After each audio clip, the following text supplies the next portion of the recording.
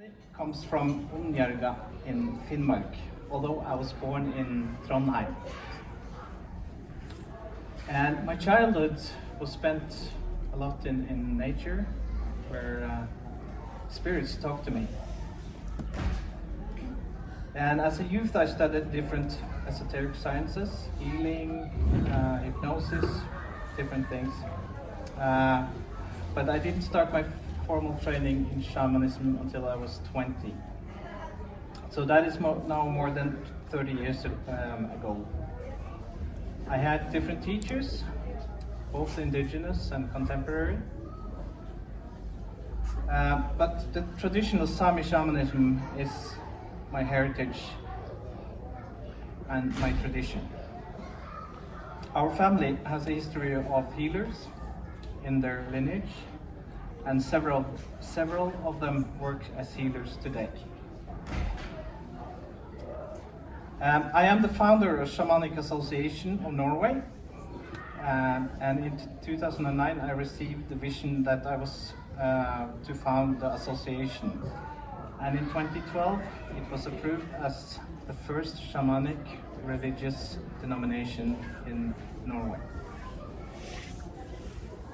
And in practicality, that meant that a 300-year-old ban on the drum was lifted. And it also gave us the legal rights to perform weddings, funerals, naming ceremonies, and becoming of age ceremonies. As mentioned, I have received training both in traditional Sámi Noaidevuohta and in contemporary shamanism. I am also the receiver of the vision of the world drum that was initiated and founded in front of the Norwegian Parliament in 2006. Now this lecture might, at first glance, seem as an academic lecture, but that is not the whole truth. It is also from the viewpoint of a shamanic practitioner and from the viewpoint of a reconnecting Sámi. My goal is to bring you insight and understanding of Noaidevuohta as a living tradition that is slowly returning to Sápmi. So when I use past tense, it doesn't mean that it is not a practice today, but I'm describing how it was in the past.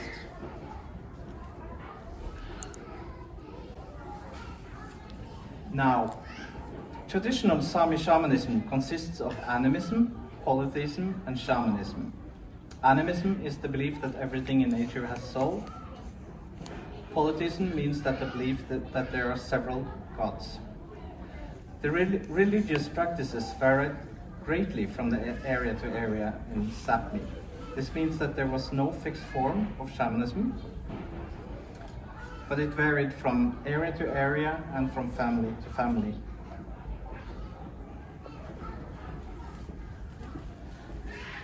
Animism, as mentioned earlier, means that the belief that everything in nature has a living soul or spirit. That means every living thing, from stones to mountains, trees, people, animals. And polytheism means worshipping several gods and goddesses and also nature spirits. Shamanism is a term for spiritual cultures where a shaman is an intermediary between people and the spirits.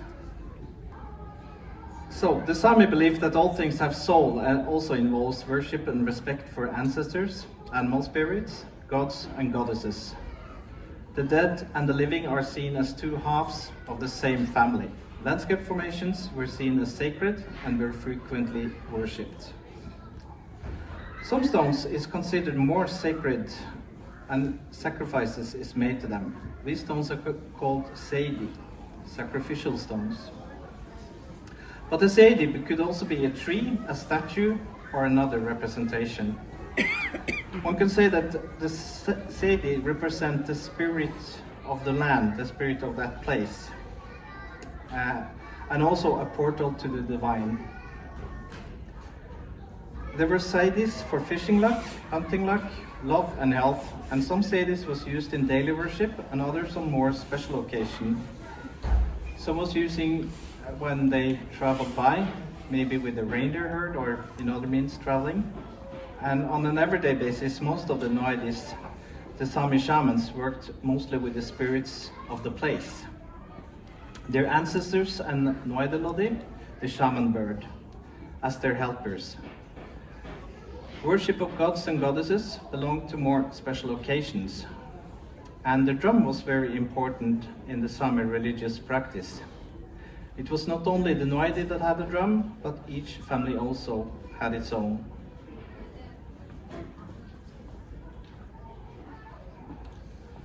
The sun goddess, Päivi, is central to Sami belief and in mythology regarded as the origin of the Sami. Among other things, it represents spring, rebirth, and fertility. And in Sami mythology, you often find a gender duality in gods and goddesses. So the sun goddess might also be portrayed as a god.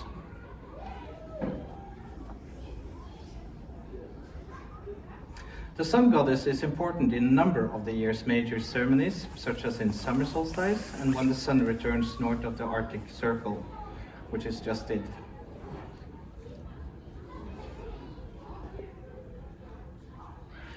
And also reindeer is important to the Sami. According to the myth, the reindeer was given to the Sami by the sun daughter, Päivineida. The moon goddess was called Manna or Aske, and was worshipped around the time of the full moon, especially at the winter solstice. And she was feared and could be capricious. At the winter solstice, she was out with her entourage. The supreme deity has four aspects: Radien Ache, Radien Akka, Radien Neida, and Radien Bartnit. The Great Father, the Great Mother, the primordial daughter, and the primordial son. And these created Jukmela, who in turn created the earth, which he gave as a gift to the sun goddess. According to one of the creation stories, because there are more, the son of the sun got his wife in the land of the giants, and together they created Kalavartnit, the hunting sons from whom the Sami in turn originate. And you can see the hunting sons today in the starry sky as part of the constellation Orion. One can also see a mutual influence between Sami and Norse paganism. Most Sami constellations depict animals, hunting tools, hunters and fishers. I know it's a little bit difficult to see there, but the big one there is a reindeer, you can see. This is very natural, as hunting was essential for survival and a way of life for the Sami in the past. Some old historical texts, written as early as the 1st century AD, describe the Sami as exceptional skiers and archers.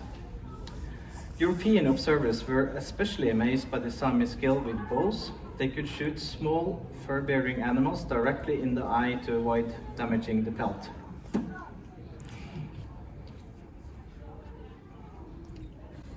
Although Sami life seemed rough and wild to European historians, the Sami themselves apparently did not dream of a better life. They lived in rich hunting grounds, near lakes, rivers full of fish, and hoped for success in hunting and fishing. They also saw hunting scenes in the northern starry sky. When the Sami of old times looked at the stars, they saw events and objects in the constellations that reflected their own way of life. So to the Sami, the stars and their movements depicted a cosmic hunt and the participants in that hunt. Among the Sami, the common understanding of the starry sky often found its basis in folklore. For instance, just as the ancient Greeks placed their mythical heroes and gods in heaven, the Sami created their own celestial narratives. So when someone who grew up in the north travels south, they will notice that the southern starry sky differs from that of the northern hemisphere. The region inhabited by the Sami and other northern peoples are often called the Arctic. This term has both an ecological and a mythological meaning, deriving from the word Arctus, which has several meanings: bear, north, and the constellation internationally known by its Latin name Ursa Major, the Great Bear. The Greeks and some other cultures envisioned Ursa Major as a bear. In Norwegian, the constellation is also called Storebjørn, which means the Great Bear as well. In the Sámi constellation Dovgat, one finds the star of the Big Dipper as well as some stars below it. The Sámi name Dovgat is an old diminutive plural form of the word Davgi, meaning bow. Such forms are no longer used in modern Sámi, but today the word Dovgat remains in use, and its inflection implies that the Sámi saw more than one bow in the constellation. This ancient form preserved from Old Sámi demonstrates that the Sámi had already given special names to stars and constellations in ancient times. While Sámi language, culture and livelihood have changed over time, the Sámi worldview and their interpretation of the cosmos have persisted, particularly among those Sámi who still live in close connection with nature. The famous Finnish author Samuli Paulaharju wrote in 1925, "The Sámi reindeer herders are indeed wise," quoting a Sámi herder who said, "They have a name for every single star, and if one were to disappear, the Sámi would immediately notice the loss." The Sámi recognized objects in the starry sky that related to their ancient hunting and trapping traditions, and during the trapping culture, Sámi hunting tools included bows, arrows, spears, and knives.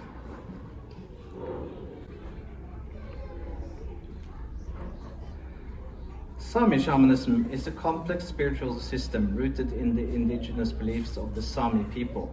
At its core, there is a deep reverence for nature and the spiritual world. Sami Shamanism can be defined as a set of traditional spiritual practices and beliefs that emphasize the interconnectedness to all living things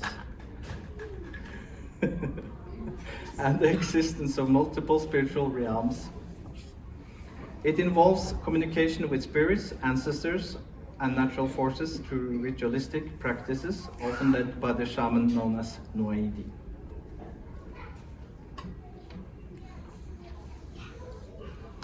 And the role of the Noaidi, the Sami shaman, he or she serves as a mediator between the human world and the spiritual realm. They are responsible for healing, protecting the community, divination, and guiding souls. Noaidis use various tools and techniques, including drumming, yoiking, and entering trance-like states to communicate with spirits. Sami spirituality conceptualizes a person as having three essential components: life, spirit, and soul. This belief forms the basis for their understanding of life after death and the potential for spirits to return to the earthly realm.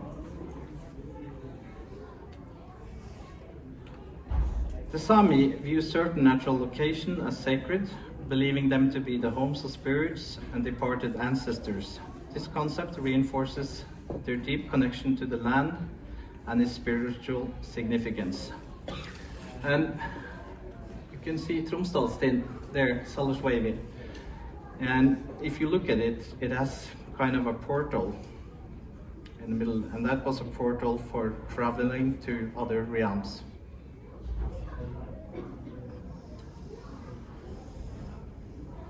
In Sami shamanism, animal spirits play a crucial role as guiders and helpers for the Noaidi. Different animals are associated with various spiritual realms. Birds guide in the spirit world, fish or snakes assist in the underworld, and reindeer ox or whales aid in spiritual battles. Bears, they offer protection.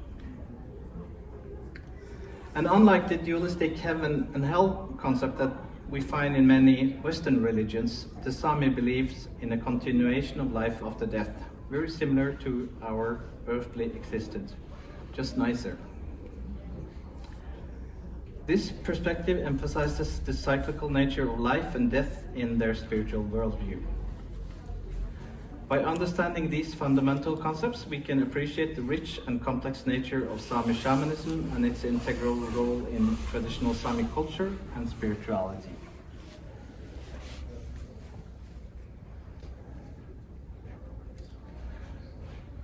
Sami Shamanism has roots that extend deep into prehistory, with animistic and polytheistic beliefs forming the foundation of their spiritual practices. These traditions were intimately connected with the Arctic environment and Sami people's way of life. There are some similarities with Siberian shamanism known as Tengrism, so scientists have speculated that it might originate from Asia or Eurasia. The Sami bear cult represented one of the most intriguing and significant aspects of Sami spiritual and cultural history. Deeply rooted in the animistic and totemistic beliefs, this ancient practice reflects the profound connection between the Sami people and the natural world, particularly their reverence for the bear as a sacred and powerful being. This comprehensive exploration delves into the origins, practices, and cultural significance and evolution of the Sami bear cult, shedding light on its enduring impact on Sami identity and spirituality. The origins of the Sami bear cult can be tracked back to prehistoric times, likely emerging from a shared ancestral belief system common to various indigenous groups across Eurasia. Archaeological evidence suggests that bear worship was widespread among circumpolar cultures, with the Sami developing their unique traditions within this broader context. The reverence for bears among the Sami is believed to have ancient origins, possibly dating back to the Paleolithic period, and cave findings in northern Scandinavia have revealed bear bones arranged in specific patterns, suggesting ritualistic practices surrounding bear hunts and consumptions as early as 6500 BCE. The early indications of bear veneration laid the foundation for the complex belief system that would evolve into the Sami bear cult. Central to the Sami bear cult was the concept of totemism, where the bear held a preeminent position in the spiritual hierarchy of animals. The bear was not merely an animal, but a manifestation of divine power, embodying strength, wisdom, and connection to the spirit world. This totemistic belief was intertwined with animistic worldviews, where all elements of nature were considered to possess a spirit or a soul. The Sami believed that the bear had special kinship with humans, often referring to us as the old man with the fur coat, or using euphemisms to avoid saying its name directly. This practice reflected both respect and belief in the bear's ability to understand human speech, emphasizing the perceived closeness between humans and bears in Sami cosmology. The ritual associated with the Sami bear cult were elaborate and multifaceted, involving the entire community in a series of ceremonies, activities that spanned from preparation for a bear hunt to the final disposal of the bear's remains. The bear hunt was far more than mere hunting expedition. It was a sacred ritual that requires extensive preparation and adherence to strict protocols. And before embarking on a hunt, hunters would undergo purification rites, which might include fasting, sexual abstinence, and spiritual cleansing. And these practices were believed to protect the hunters and ensure the success of the hunt. During the hunt itself, hunters used a special bear language, a form of euphemistic speech designed to prevent the bear from understanding their intentions. This practice underscored the belief in the bear's intelligence and its spiritual power, as well as a hunter's desire to maintain respect even in the act of killing. Once the bear was successfully hunted, a complex series of rituals began, and the bear's body was treated with the utmost reverence, and a ceremonial feast was prepared. This feast was known as the Bear Feast or the Bear Ceremony, which was a community-wide event that could last for several days. The feast involved specific roles for different members of the community. The male hunters were responsible for the preparation and cooking of bear meat. Women played crucial roles in ceremonial aspects, including singing special songs and preparing decorations. and elders led many of the rituals and shared stories about bears and their significance in Sami culture. During the feast, participants would consume the bear meat in a specific order, often starting with the heart, and this practice was believed to transfer the bear's strength and spirit to those who partook in the meal. Perhaps one of the most distinctive aspects of Sami bear cult was the meticulous burial of the bear's bones. After the feast, the bear skeleton was carefully reassembled and buried in anatomical order. And this practice was rooted in the belief that the proper burial would ensure the bear's rebirth and return to the earthly realm. The burial site was often marked and considered sacred. Some bones, particularly the skull, might be placed in trees or on platforms, further emphasizing the bear's elevated status and connection to both the earthly and the spiritual realms. The bear cult held immense cultural significance for the Sámi, influencing various aspects of their society, from social structures to artistic expressions. Sámi mythology is rich with stories featuring bears, often portraying them as beings with human-like qualities or as intermediaries between the human and the spirit world. And these narratives serve multiple purposes. They explain the origin of bears and their relationship to humans, and they provided moral and ethical guidelines for human-bear interactions, and they reinforce the bear's sacred status within Sámi cosmology. One prevalent myth tells of a bear who lived as a man among humans before returning to the forest, explaining the perceived kinship between bears and humans.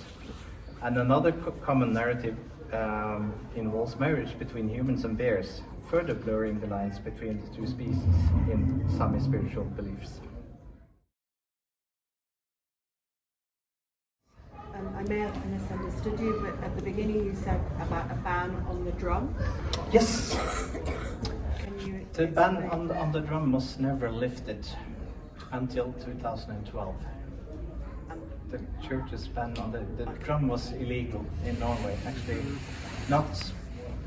it was a sleeping law, but it was still law until 2012. So, sorry, I don't understand. So when you say the drum, was that using the drum, beating the drum? In what context? Yes, all of them. Oh. All of you both. Having a drum was illegal as well. A shaman drum. Why was it so strict? So why was it banned? Huh? Why was this banned to be able to use the drum? We will come into it because it's a part of the story when we come to the Christianization of the Sámi. Which bears? Was this polar bears, brown bears? Brown bear. Okay. Was there any interaction with polar bears? Not as far as I know. Okay. Did the shaman always attend the bear fest? They had a crucial role in it, but the hunters were the people who mostly conducted the ceremony around the hunt and the killing of the bear. If the shaman was with them, I'm not sure.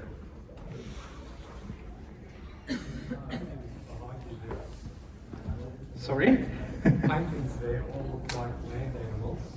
Yes? The Sami is Fish, yes. Aquatic animals. aquatic as well. Yeah, yes, just not on that picture. Yes? No, I will explain it in a minute. The skins of the bear, so the bones were treated properly. Were the skins used? No, it was buried with the bear. Yeah.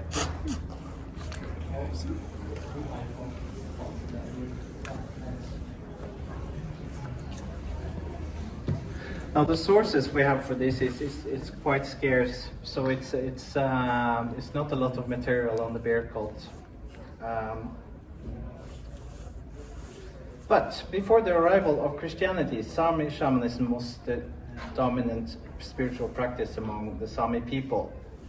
where the Noaidi, the shaman, played a central role in the community, serving as a mediator between the human and the spiritual worlds. And then we are coming into a rather dark chapter. I'm sorry, I forgot we have this one. Yes? Before things get terrible, one more question about possibly particularly animistic elements. In Western communities, afterlife, spirit world, underworld are all very equivalent terms, but in different traditions, spirit world can refer to an additional element of reality, that everything has a spirit that exists and it's here and it's doing things, it's not connected to some distant thing. Which of those ideas should I be connecting spirit world and afterworld, afterlife in my mind, or are those different? I will mention that a little bit later on, but in practicality, there was no harsh limits between the spirit world and the living world. It was part of the same. So the world of the dead was kind of mirroring this world, just a bit nicer.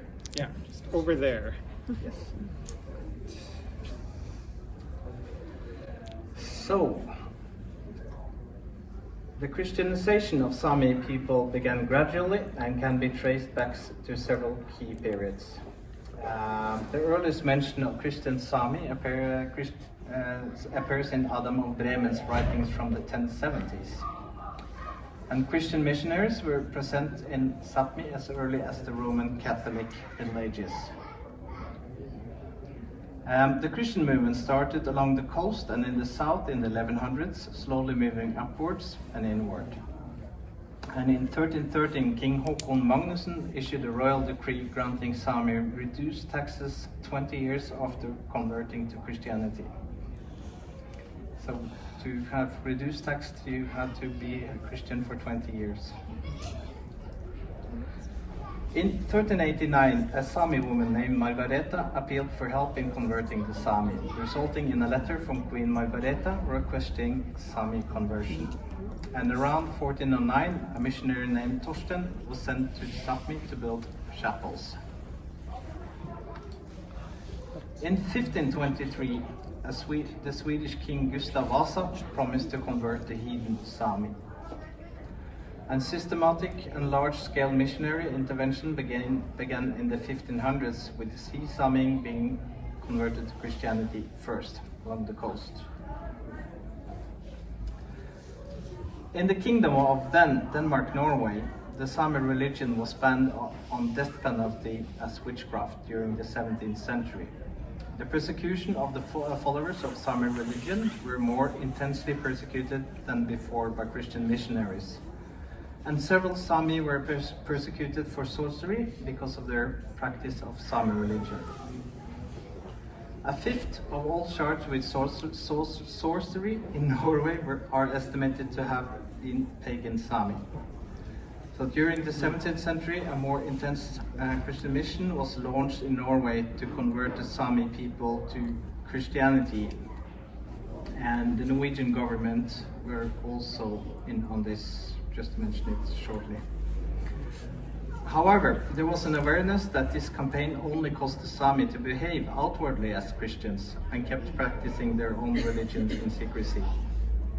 This fact was pointed out by the Sami missionaries, who stated that it would not be possible to truly convert the Sami people if the Sami religion could not even be discussed, which was not possible when pagans were afraid to be accused for witchcraft if they admitted to be pagans.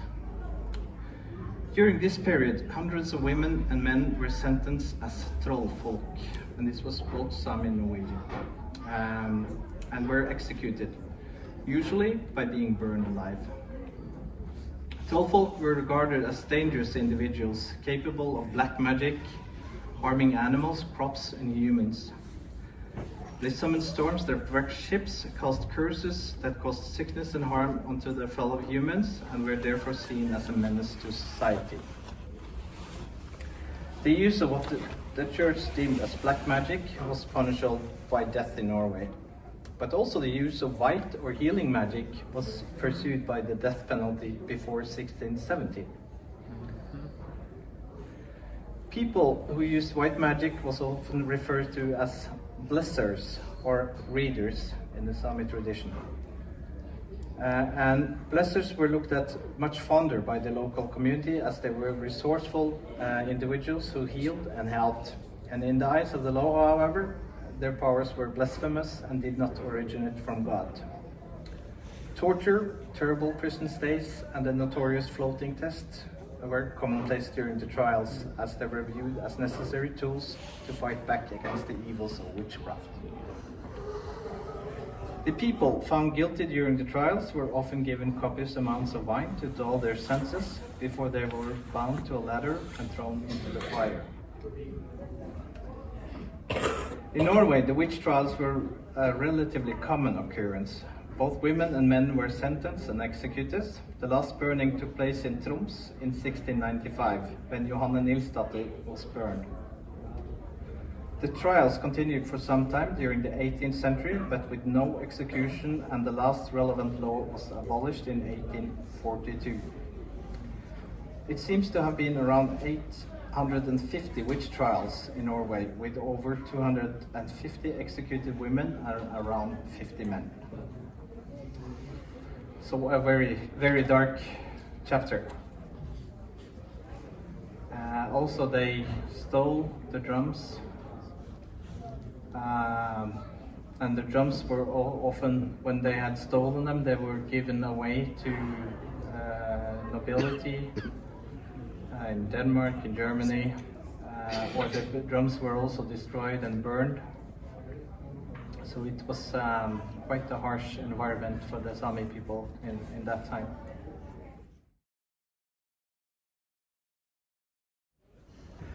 Most Sami today are Christian. Most Sami today are Christian. Some of us are pagan or living in the old ways. And some are in between. So they still do practice the old ways to some extent, but are Christian.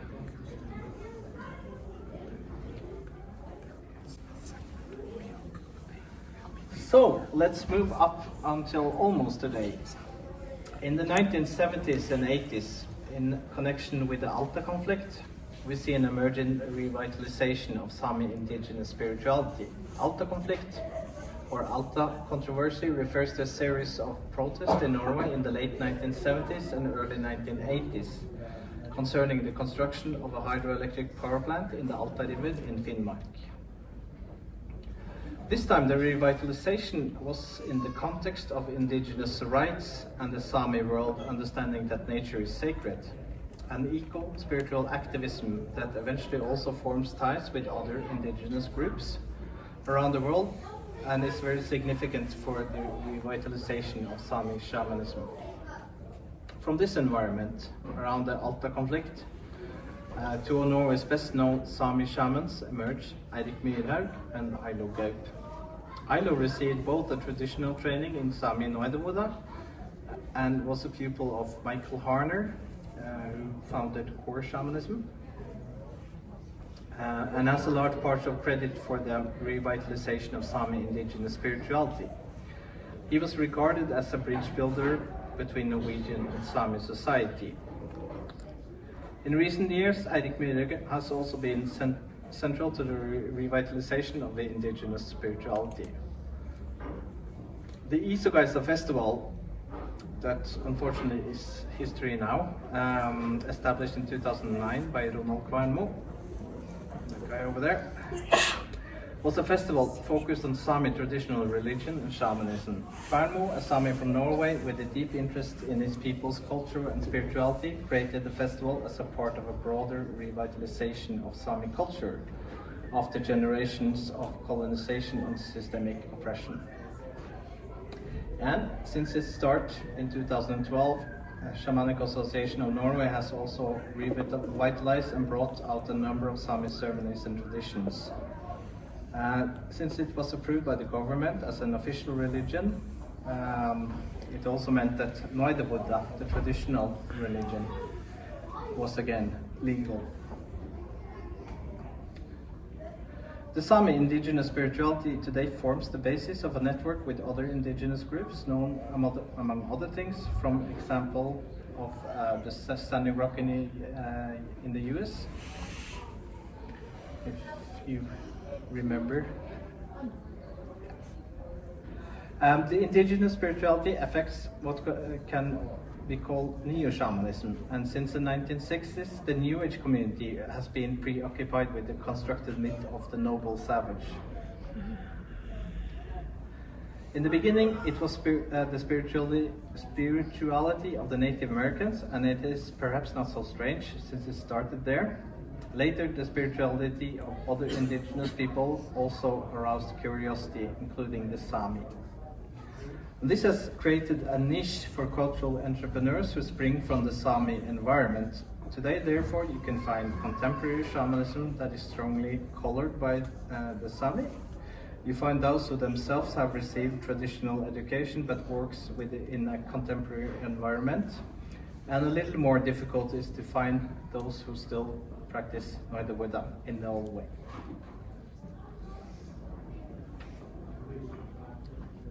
And together, these are involved in creating the Sámi spirituality of today.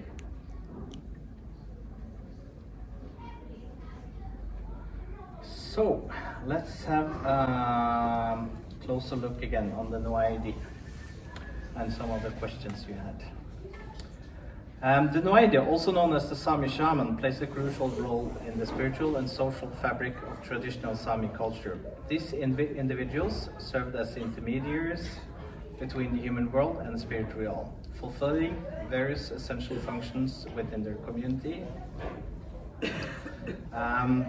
They communicate with the spirit, gods, and ancestral forces, acting as a bridge between the seen and the unseen world. Noaidis were skilled healers, addressing both physical and spiritual ailments through various methods. That could include herbal remedies and spiritual interventions. And using the shaman drum, Noaidis enters a trance state to predict future events and provide guidance for their community. Often respected as leaders, Noaidis play a vital role in maintaining the spiritual balance of Sami society, and they were called upon to resolve crises, particularly those related to health and subsistence challenges. So, why is there so little mentioned about female Noaidis? It's important to note that our understanding of female Noaidis is limited due to the nature of historical sources. Most of our information comes from the court protocols, missionary reports, and other documents written from a Christian patriarchal view or perspective. And these sources often overlooked or deliberately excluded the roles of women in spiritual practices. Despite this bias in historical records, there is evidence suggesting the existence of female shamans in Sami society. Some accounts mention that older women could act as healers or prophets, although they were not described as having the same access to helping spirit or drum usage as male Noaidis. But there are some exceptions, such as Rikko-Maja of Arvidsjaur and Anna Margrethe Matsdotter, known also as Silbogomo, who were recorded as using shamanic drums, challenging the notion that only men could be Noaidis. The scarcity of information about the female Noaidis likely stems from the patriarchal lens through which much of Sami history was recorded. Missionaries and court officials, coming from a Christian European background, were often not interested in or actively suppressed information about matriarchal or egalitarian aspects of Sami spirituality. I was just wondering, when you were talking about the burnings before, Yes. There were like 21 women burned. So isn't that kind of a very explicit? Yes, as far as we know, because we are not sure that the people who were executed were Noaidis, or we only have the church's word for it. So we cannot be 100% sure of it. But for some reason they were feared. Like Yes. we didn't want them there, so when they were feared because they had power, and if they had power, then that's kind of a hint. I have been told the story that the first Noaidis were female.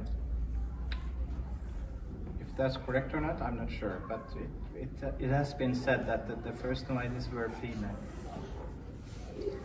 There's no evidence of it, as we said, there's no source of it, but it's not improbable for several reasons, among other that remember I mentioned that there's a gender fluidity in Sami Shamanism, and male Noaidis were known to dress in women's clothes when performing shamanism. So there's an indication that maybe the first shamans in Sápmi was female. I don't know.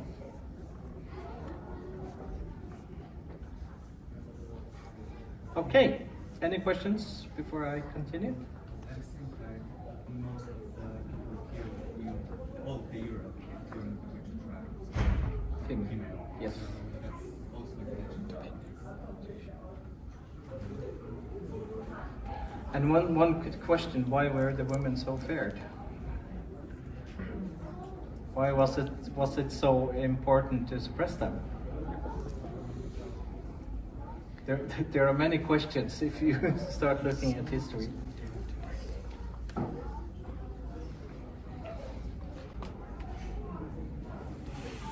So let's have a look at the Sami drum, known as kautis in North Sami or Kyrre in South Sami. And it's a sacred instrument of a profound cultural and spiritual significance to the Sami people. These drums played a central role in shamanic practices and continue to be important symbols of Sami identity and tradition. There are two main types of Sami drums: frame drums, which are the older type, consisting of an oval wooden frame over which a reindeer skin is stretched.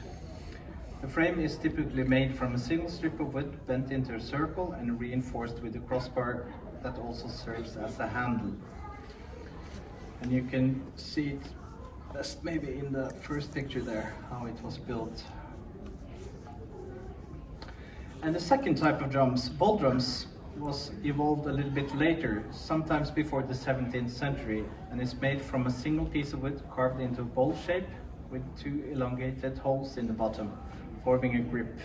And the reindeer skin is then stretched over this bowl.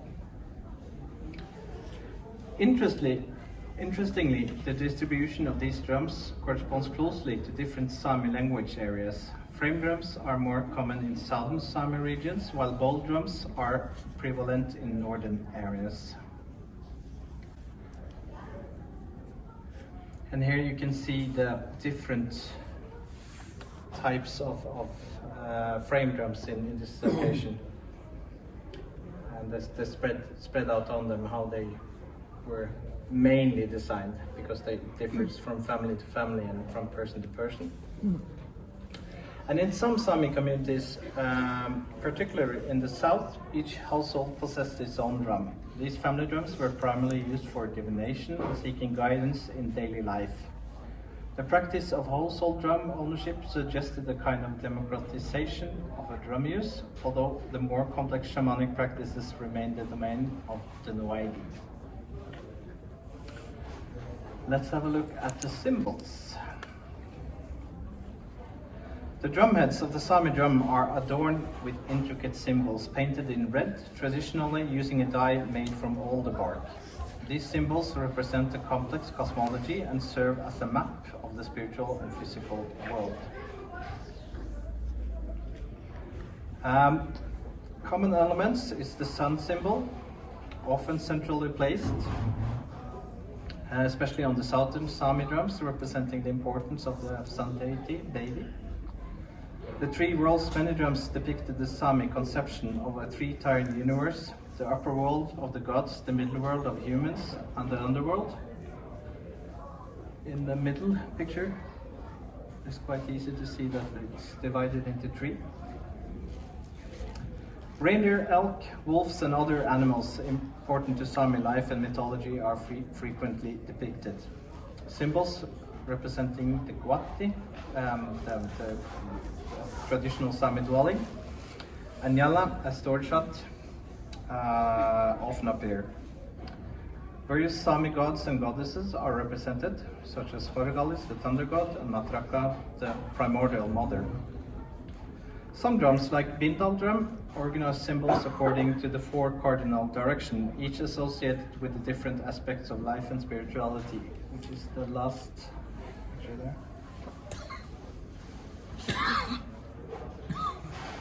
And the arrangement and specific symbol on each drum were unique, reflecting the personal spiritual experience and the worldview of its owner or maker.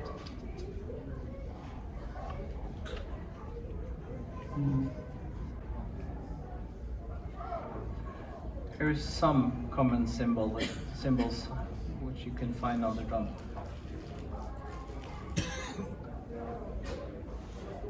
And if I remember correctly, this is from a Swedish drum.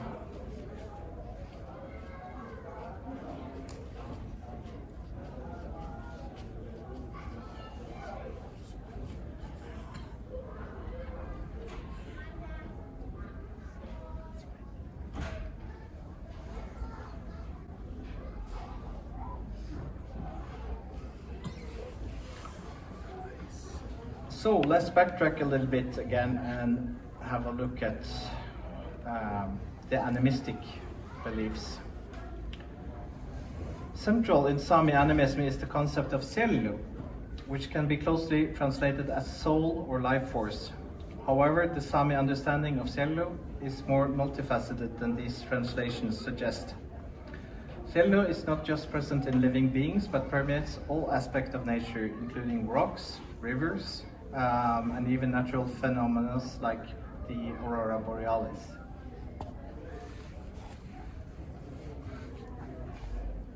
I was once told by my teacher that the northern light, or the aurora, is the ancestors that are dancing on the sky. But the Sellu concept also extends to the idea that every person has multiple souls, each with a specific function. The body soul, which gives life to the physical form, the free soul, which can leave the body during dreams or shamanic journeys, and the breath soul associated with consciousness and vitality. And this multi-soul belief system influences Sami approaches to health, spirituality, and the interaction with the natural world.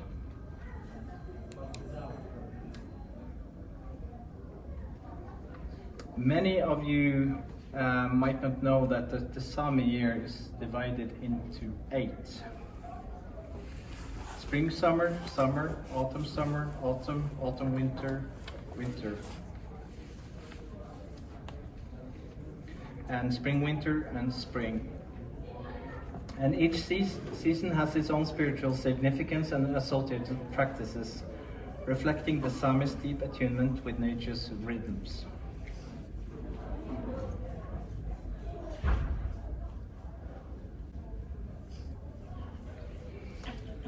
So, we have previously discussed the importance of the Sami drum. It's worth exploring the broader role of song in Sami spiritual practice, the traditional Sami form of singing known as Yoik. And it is not just a form of musical expression, but a spiritual practice in itself. Yoiks are often described as attempts to capture the essence, or sellu, of a person, animal, or place through sound. Unlike conventional songs, Yoiks don't typically have a clear beginning and an end, reflecting the Sami view of life as a continuous cycle rather than a linear progression. Yoik is a cornerstone in Sami cultures and spirituality, known for its unique ability to convey the essence of people, animals, and landscapes. In the context of Sami Shamanism, Yoik was more than an art form. It was a vital spiritual tool used by Noaidis to communicate with the spirit world, heal and protect their communities. There isn't a lot of sources on the shamanistic Yoik, or the Yoik in Sami Shamanism. There are some missionary accounts. Early written records of Yoik come from 17th and 18th centuries. Missionaries such as Johannes Schäferus in Laponia in 1673. And these accounts often portrayed Yoik as a pagan practice, closely tied to the shamanic rituals and considered dangerous and sinful. Later researchers, and maybe more ethnographic than missionary, such as Just Krikstad and Ernst Munker, documented Yoik as an integral part of Sami spirituality. They noted its role in connecting with the Seidi, sacred sites, and summoning spirits and guiding trance states. And many stories passed down orally describe Noaidis using Yoik in rituals. While these accounts vary across Sápmi, common themes include Yoik as a medium for spiritual journeys and healing. As earlier mentioned, Yoik was also one of the things that were suppressed by the missionary and the church. In shamanic rituals, the Noaidi used Yoik to summon helping spirits, such as animal guides or ancestral beings. The Yoik functioned as a spiritual signature, calling forth specific entities by evoking their essence through sound. For example, the Yoik of a bear might be low, resonant, and grumbling, while the Yoik of a bird could be light and fluttering. And the repetitive and rhythmic qualities of Yoik, often accompanied by the drum, were central to induce trance states. The Noaidi's voice combined with drum beats helped alter their consciousness, enabling them to journey to the spiritual world.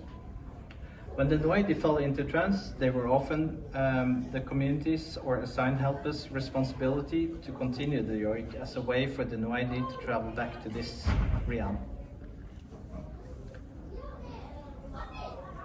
Yoik was also used to restore balance between individuals and the spiritual or natural world. In healing rituals, the Noaidi might Yoik the essence of a strong animal or a natural force to infuse the patient with its vitality. For protection, they could Yoik the spirit of a powerful entity, creating a sonic barrier against harm. So, I think we have a good example of a Sami Yoik, and the zombie, which lives here in Tromsø. When he yoiks the wolf, and you can kind of see that he changes shape, or a change in his spirit when he yoiks the wolf.